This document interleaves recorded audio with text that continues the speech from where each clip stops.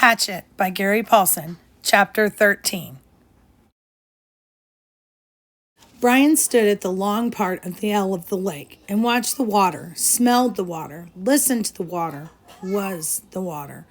A fish moved and his eyes jerked sideways to see the ripples, but he did not move any other part of his body and did not raise the bow or reach into his belt pouch for fish arrow.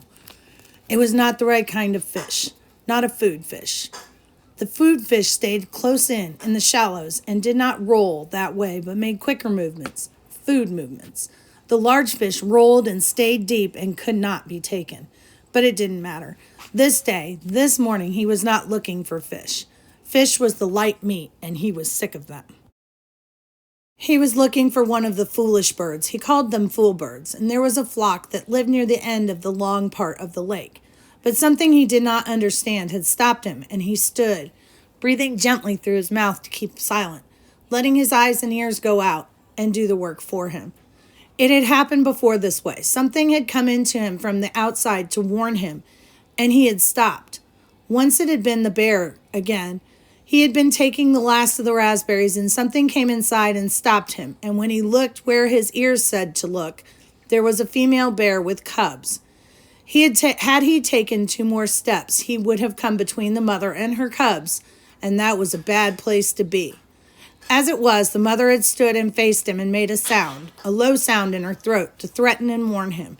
He paid attention to the feeling now, and he stood and waited, patiently knowing he was right and that something would come. Turn, smell, listen, feel, and then a sound, a small sound, and he looked up and away from the lake and saw the wolf. It was halfway up the hill from the lake, standing with its head on its head and shoulders sticking out into a small opening, looking down on him with wide yellow eyes.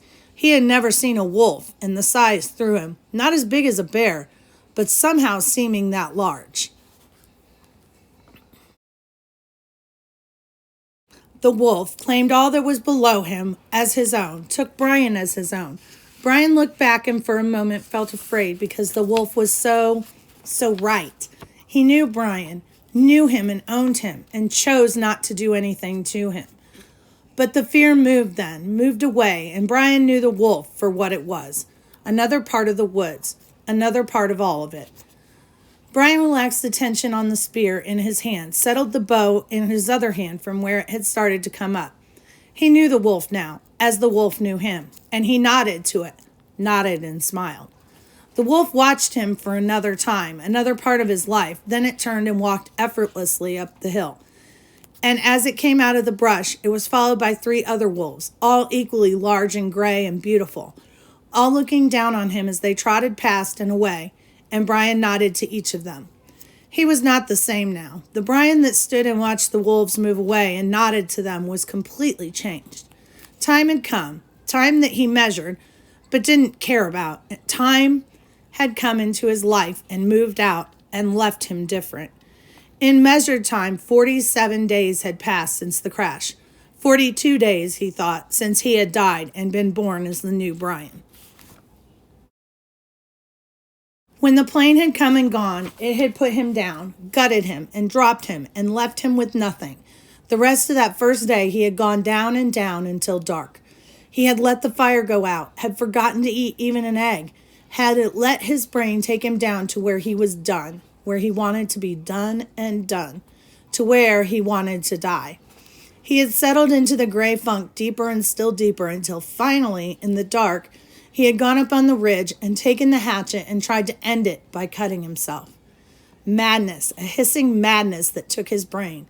There had been nothing for him then, and he tried to become nothing, but the cutting had been hard to do, impossible to do. And he had at last fallen to his side, wishing for death, wishing for an end, and slept, only didn't sleep. With his eyes closed and his mind open, he lay on the rock through the night.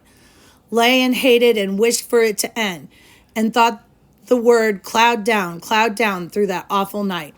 Over and over the word, wanting all his clouds to come down, but in the morning he was still there on his side, and the sun came up, and when he opened his eyes he saw the cuts on his arm, the dry blood turning black. He saw the blood and hated the blood, hated what he had done to himself when he was the old Brian and was weak. and two things came into his mind, two true things.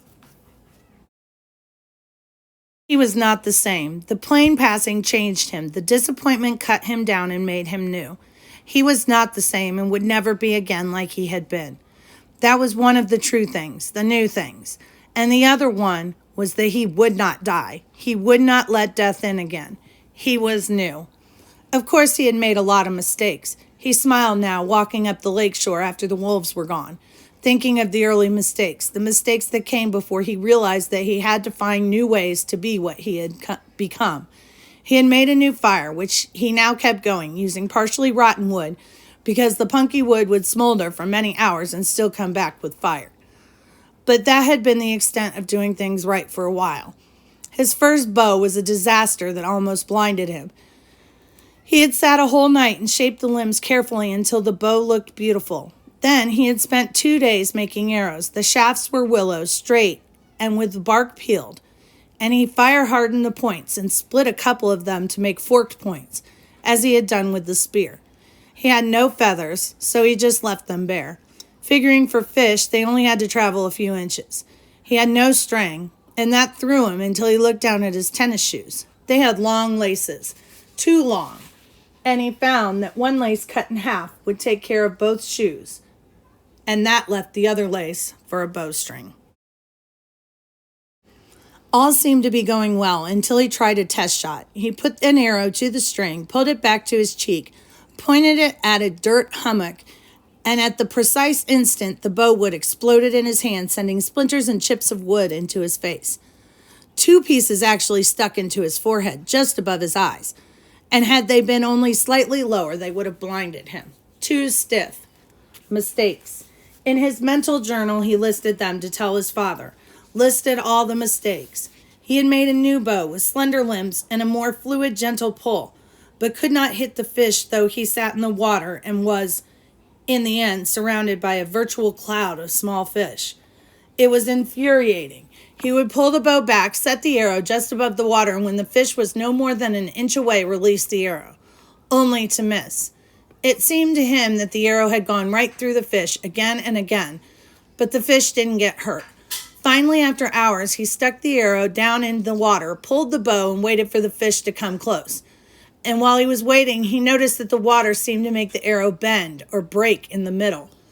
Of course, he had forgotten that water refracts, bends light. He had learned that somewhere, in some class. Maybe it was biology. He couldn't remember. But it did bend light, and that meant the fish were not where they appeared to be. They were lower, just below, which meant he had to aim just under them. He would not forget his first hit, not ever.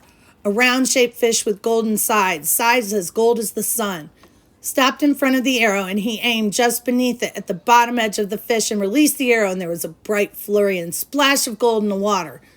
He grabbed the arrow and raised it up, and the fish was on the end, wiggling against the blue sky. He held the fish against the sky until it stopped wiggling, held it and looked to the sky and felt his throat tighten, swell, and fill with pride at what he had done. He had done food. With his bow, with an arrow fashioned by his own hands, he had done food, had found a way to live. The bow had given him this way, and he exulted in it. In the bow, in the arrow, in the fish, in the hatchet, in the sky.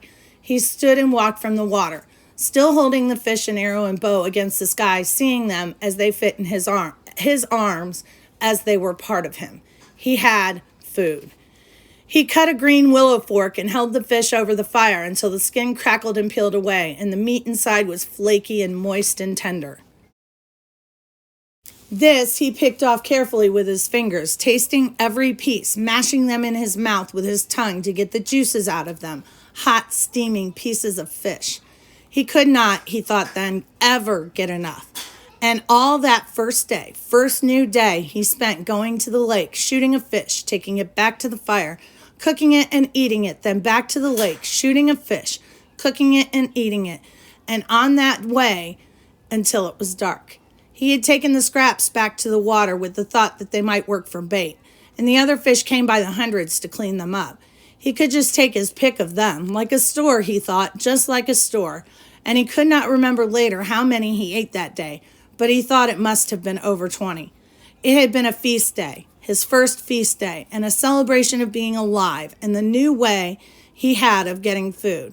By the end of that day, when it became dark and he lay next to the fire with his stomach full of fish and grease from the meat smeared around his mouth, he could feel new hope building in him. Not hope that he would be rescued, that was gone, but hope in his knowledge, hope in the fact that he could learn and survive and take care of himself. Tough hope, he thought that night. I am full of tough hope.